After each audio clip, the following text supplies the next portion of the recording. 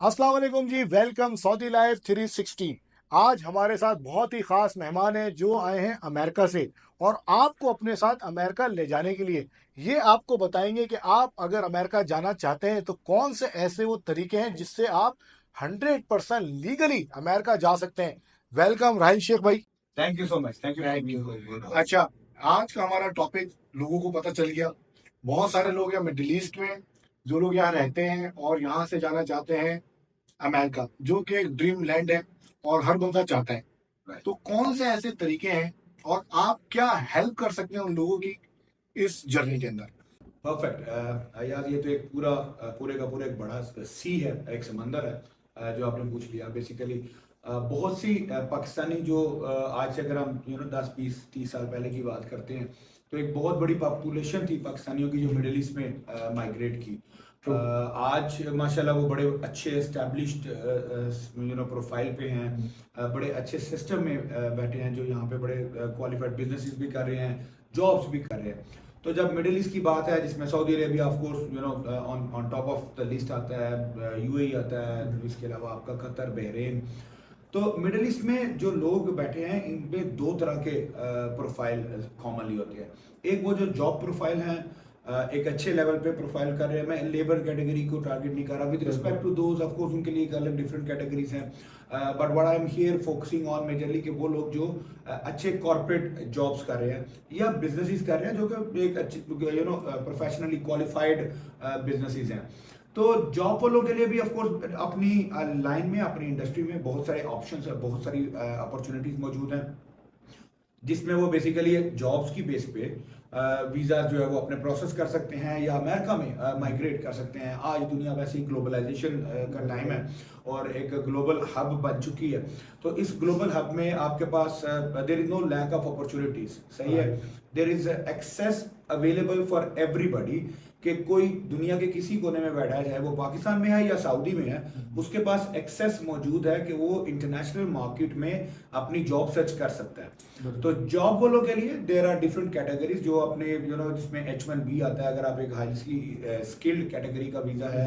इसी तरह जो है वो EB2 और EB3 वीज़ा कैटेगरीज आती हैं जिनकी बेस पे आप एक अच्छी जॉब भी ढूंढ सकते हो, अच्छा स्पॉन्सर भी ढूंढ सकते हो और आप उसकी बेस पे अमेरिका में माइग्रेट कर सकते हो। मेरी एक्सपर्टीज चूंकि जॉब से रिलेटेड नहीं है तो मैं आपको जॉब्स और जॉब से रिलेटेड जो वीज़ा कैटेगरीज हैं इनके बारे में ज़्यादा डिटेल नहीं बता सकता, बिकॉज इट्स अनफेयर कि जिस चीज़ की मेरी एक्सपर्टीज नहीं है उसके बारे में मैं जो है वो ज़्यादा कमेंट करूँ। जो मेरा बैकग्राउंड है as a business consultant and business advisor वो ज़्यादातर बिजनेस से रिलेटेड है। अब बिजनेस वालों के लिए क्या अपॉर्चुनिटी था, ये जॉब और बिजनेस दोनों के लिए।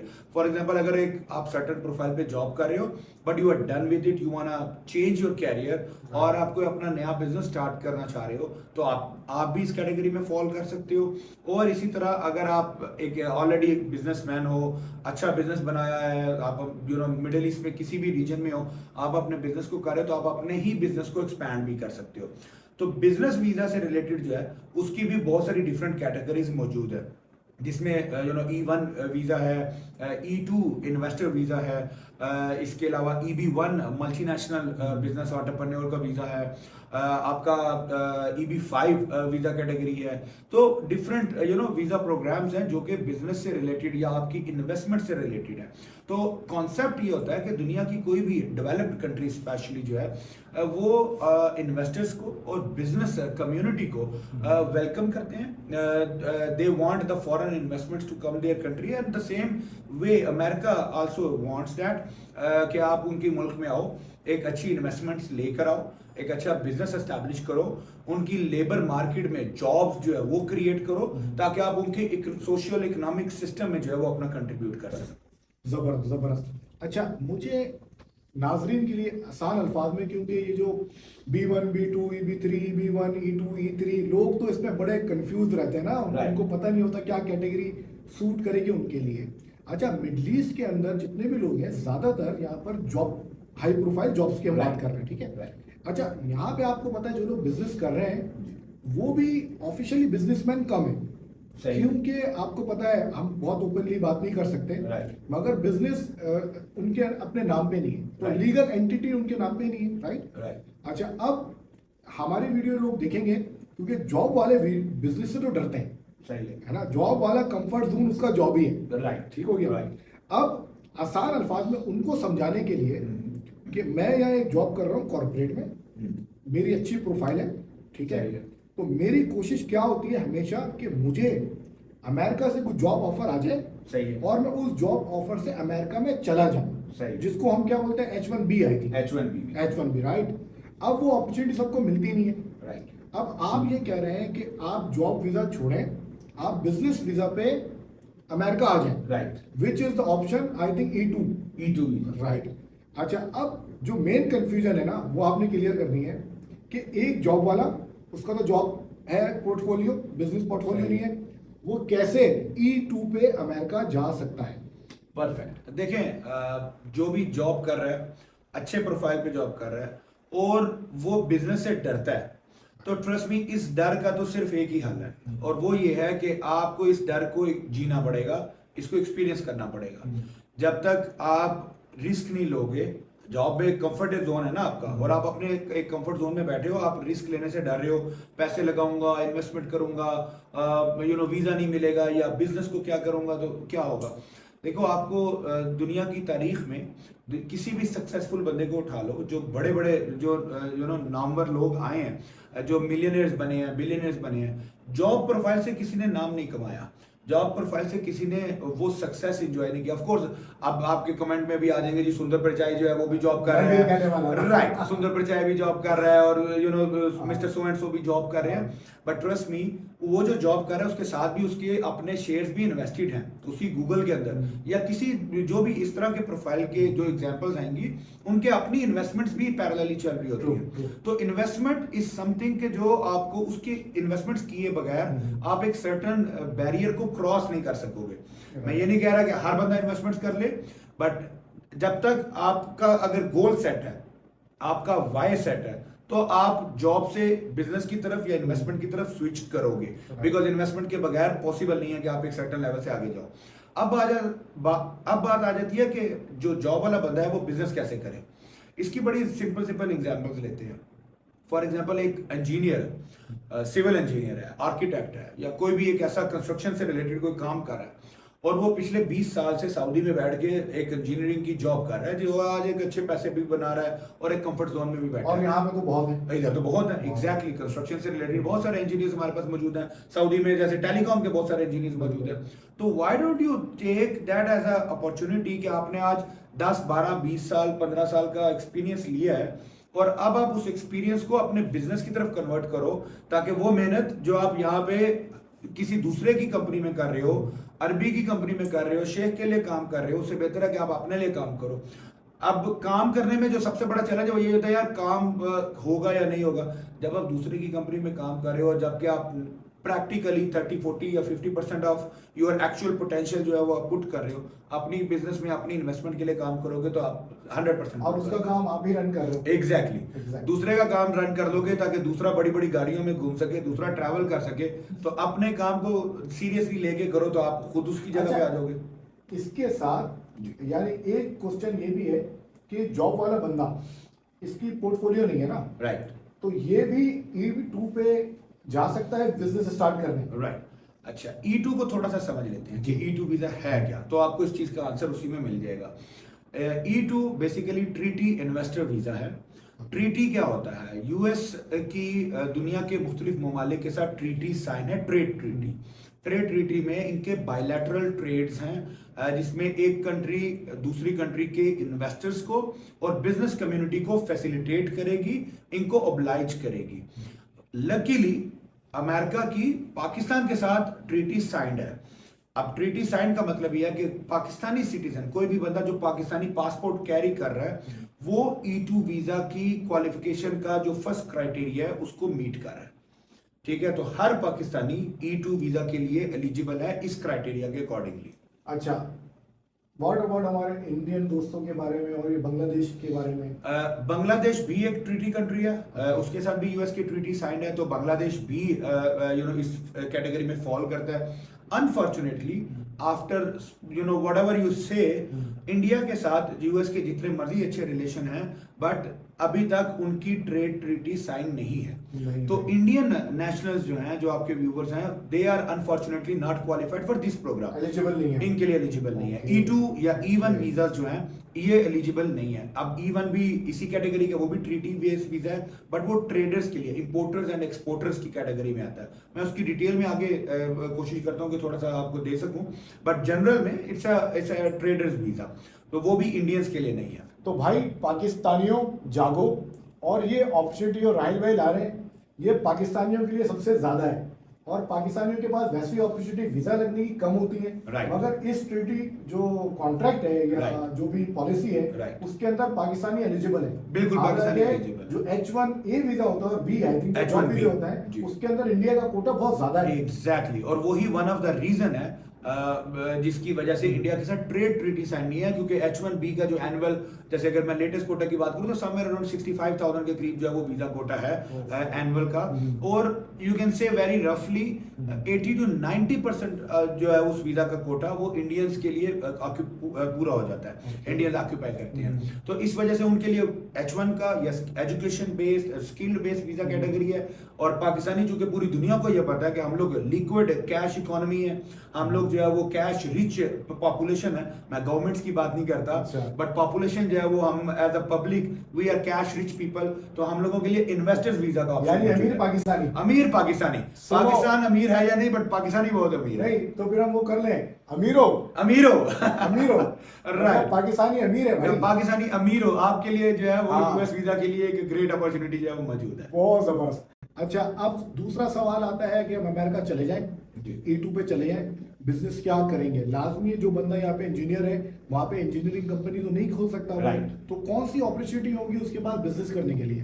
देखिए, जैसे मैंने बताया कि E2 को थोड़ा सा समझते हैं कि E2 में सबसे पहली कैटेगरी आपके पास आ गई कि ट्रेडी कंट्री का होना जरूरी है। Okay. अब जो दूसरी मेन कैटेगरी है वो ये है कि आपको एक एक्टिव बिजनेस जो है वो क्रिएट करना है।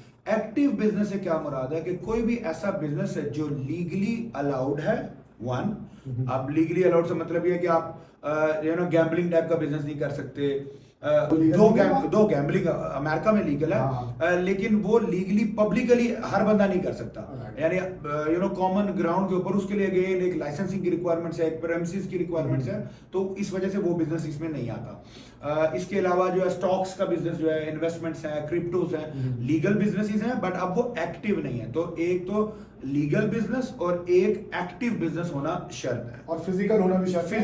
फिजिकली सर्विस बिजनेस भी हो सकते हैं, डिजिटल बिजनेस भी हो सकते हैं, लेकिन एक्टिव होना शर्त है। और जैसे ई कॉमर्स जो ई कॉमर्स, राइट, एग्जैक्टली। तो ई कॉमर्स जो है वो चूंकि एक डिजिटल बिजनेस है, लेकिन वो एक एक्टिव बिजनेस कैटेगरी में आता है, तो ई कॉमर्स भी क्वालिफाई करता है E2 वीजा के लिए। इसी तरह जो प्रॉपर्टी या रियल एस्टेट इन्वेस्टमेंट्स हैं, बहुत सारी जो है वो आपकी ऑडियंस शायद आपको भी अप्रोच करेंगे, हम घर ले लेंगे फॉर एग्जांपल और घर में फैमिली शिफ्ट कर देंगे, उसकी बेस पे वीजा मिल जाए, तो वो एक बिजनेस नहीं है, वो आपकी इन्वेस्टमेंट है। आप इन्वेस्टमेंट करना चाहो तो आप कर सकते हो, बट घर लेने से आपको वीजा नहीं मिलेगा, तो वो क्योंकि एक एक्टिव बिजनेस नहीं है। हाँ, प्रॉपर्टी मैनेजमेंट की कंपनी खोल लो और उस प्रॉपर्टी मैनेजमेंट में अपनी या दूसरों की जो है वो प्रॉपर्टीज को मैनेज करना शुरू कर दो, रेंटल है, रिपेयर है, मेंटेनेंस है, तो आप उस मैनेजमेंट कंपनी की बेस के ऊपर आप E2 वीजा ले सकते हो, बट खाली रियल एस्टेट इन्वेस्टमेंट की बेस पे E2 वीजा नहीं मिलता। अच्छा, जो लोग सऊदीया में या मिडिल ईस्ट में कहीं पर भी है, पाकिस्तान इंडिया में, जी। इंडिया तो निकल गया, Right. पाकिस्तान में है, तो ये हमें जो इंटरव्यू कॉल आएगी Right. वो अगर मैं सऊदी अरब में हूँ तो सऊदी एम्बेसी में देनी पड़ेगी और पाकिस्तान वाले को पाकिस्तान में देनी पड़ेगी? जी बिल्कुल, आपके पास चॉइस होती है कि आप अपनी चाहे कंट्री ऑफ सिटीजनशिप या कंट्री ऑफ रेजिडेंस, इन दोनों में से किसी को भी पिक कर सकते हो। Okay. जैसे आप नॉर्मली हम लोग इसके लिए जो रूल ऑफ थंब ये करते हैं कि जहां पे आपके फाइनेंशियल टाइज हैं, Right. यानी जहां से आपका सोर्स ऑफ इन्वेस्टमेंट आया, सोर्स ऑफ फंड आ रहा है, आप उस कंट्री के अगर लीगल रेजिडेंसी आपके पास मौजूद है, अगर आप सऊदीया में आपका सोर्स ऑफ फंड जॉब था और आप सऊदीया के रेजिडेंट हो, तो आपके लिए प्रेफर ये है कि आप सऊदी से जो है वो अपना वीजा इंटरव्यू अप्लाई करो। वो अप्लाई करें, वो बेहतर रहेगा। राइट। अच्छा, मिनिमम इन्वेस्टमेंट कितनी होनी चाहिए? और मतलब कुछ लोग ऐसे हैं जॉब तो बहुत अरसे से कर रहे हैं, Right. मगर उनके पास, क्योंकि यहाँ पे फैमिली रहते हैं, उनके एक्सपेंस बहुत ज्यादा है, Right. तो मिनिमम इन्वेस्टमेंट, मैक्सिमम तो आई नो कि अनलिमिटेड है, आप जितना भी ले True, जाओ, true. मगर मिनिमम कितनी होनी चाहिए? अच्छा, इसमें ना जो इन्वेस्टमेंट कैटेगरी है बाय लॉ, इस वीजा का जो लेजिस्लेटिव लॉ है उसके अकॉर्डिंगली कोई अमाउंट मेंशन नहीं है। अच्छा, अमाउंट की कैटेगरी की जो डेफिनेशन है वो ये होती है कि business investment should be substantial. अब सब्सटेंशियल इन्वेस्टमेंट को थोड़ा समझते हैं कि वो क्या होती है। तो सब्सटेंशियल का मतलब ये होता है कि substantial is relative to the business and the business industry, कि जिस तरह के बिजनेस की मार्केट में क्या डिमांड है और कितनी इन्वेस्टमेंट होनी चाहिए, उस हिसाब से आपकी इन्वेस्टमेंट आपके बिजनेस में की जाएगी। एग्जाम्पल देता हूं कि फॉर एग्जाम्पल आप एक स्मॉल स्केल का रेस्टोरेंट खोलते हो, जैसे ये सऊदी में आपके बहुत सारे पाकिस्तानी रेस्टोरेंट्स भरे हुए हैं। आप इसी तरह का एक स्मॉल स्केल का रेस्टोरेंट खोलना चाह रहे हो, तब उसकी क्राइटेरिया ये है कि उससे रेलिवेंट या उस तरह के उस मार्केट में कितने जो रेस्टोरेंट्स हैं उनकी क्या वैल्यू है, उनकी क्या वर्थ है या उनकी क्या इन्वेस्टमेंट है। तो उससे आपकी इन्वेस्टमेंट जो है वो निकलेगी कि आपके बिजनेस में इतनी मिनिमम इन्वेस्टमेंट होनी चाहिए। इसी तरह जैसे अगर आप इंजीनियरिंग कंपनी की हमने बात की, तो अगर आप कोई कॉन्ट्रैक्टिंग या इंजीनियरिंग कंपनी खोलना चाह रहे हो, तो उससे जो आपकी डायरेक्ट कॉम्पिटिटिव कंपनी होगी मार्केट में, उसको रिव्यू किया जाएगा कि आपके जो कॉम्पिटिटर है उसकी क्या वैल्यू है, उस हिसाब से आपकी कंपनी की वैल्यू होनी चाहिए। नंबर्स में अगर मैं बताऊं, अब ये तो एक बहुत बड़ी जो है ना वो एक ब्रैकेट आ गई है कि यार अब हम किसी को नहीं पता क्या करें। अगर नंबर्स में एज अ प्रैक्टिस हम बात करें, नॉट एज अ लॉ या लीगल, तो प्रैक्टिस में यह है कि starting from $100,000 and above is a good investment for any small business.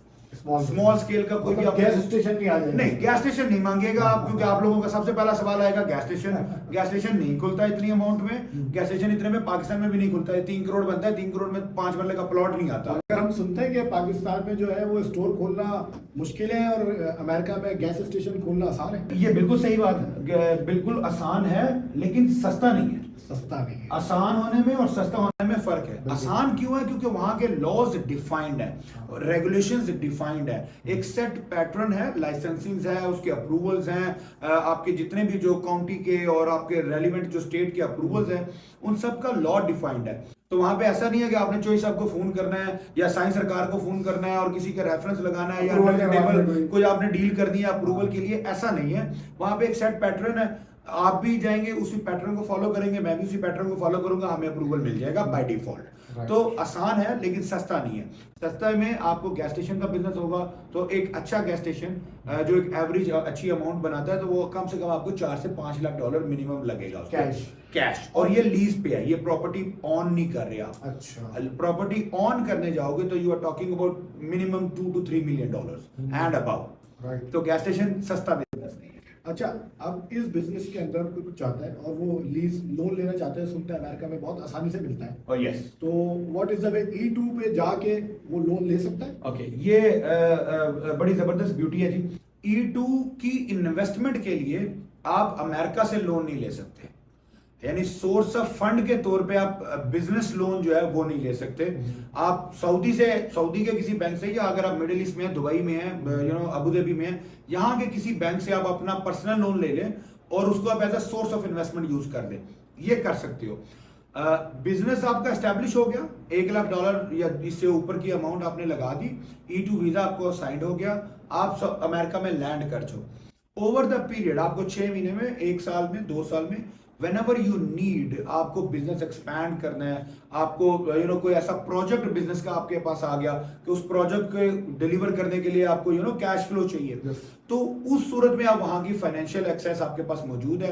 वहां से आप यूएस के बैंक से भी लोन ले सकते हो, आप क्रेडिट्स भी यूज कर सकते हो, लाइन ऑफ क्रेडिट्स भी मिल जाएंगी। और ट्रस्ट मी, यूएस का जो फाइनेंशियल सिस्टम है वो इतनी जबरदस्त पॉलिसीज पे काम करता है कि आप अपने बिजनेस को ग्रो करो, पूरे का पूरा सिस्टम आपको ग्रो करने की कोशिश में लग जाएगा। पाकिस्तान या किसी भी ऐसे मुल्क की तरह नहीं है जहां पे अनफॉर्चुनेटली कि आप जो ही एक सर्टेन लेवल से ऊपर जाने की कोशिश करते हो तो आपको सारे लेग पुलिंग स्टार्ट कर देते हैं, ऊपर से प्रेशर आता है और नीचे से लोग लेग पुलिंग करते हैं। तो ये एक बहुत बड़ा एडवांटेज है कि आप अपनी मेहनत करो, अपने बिजनेस को ग्रो करो, थोड़ा सा ग्रो करोगे, बाकी सिस्टम आपको खुद पुश करेगा, तो फाइनेंशियल एक्सेस आपको बिल्कुल मिल जाता है। अच्छा, जैसे E2 पे अगर बिजनेस स्टार्ट करें तो क्रेडिट हिस्ट्री बनानी होगी, Right. टाइम देता है, पॉइंट्स बनते हैं, बिजनेस में भी सेम ही होगा। जी बिल्कुल ऐसा ही होता है। बिजनेस में भी आपको हिस्ट्री जो है वो बनानी पड़ती है। बिजनेस का क्रेडिट अलग होता है, पर्सनल क्रेडिट अलग होता है। Okay. तो बिजनेस का क्रेडिट बनाने के लिए भी आपको उस पर मेहनत जरूर करनी पड़ती है, शुरू के 6 महीने साल।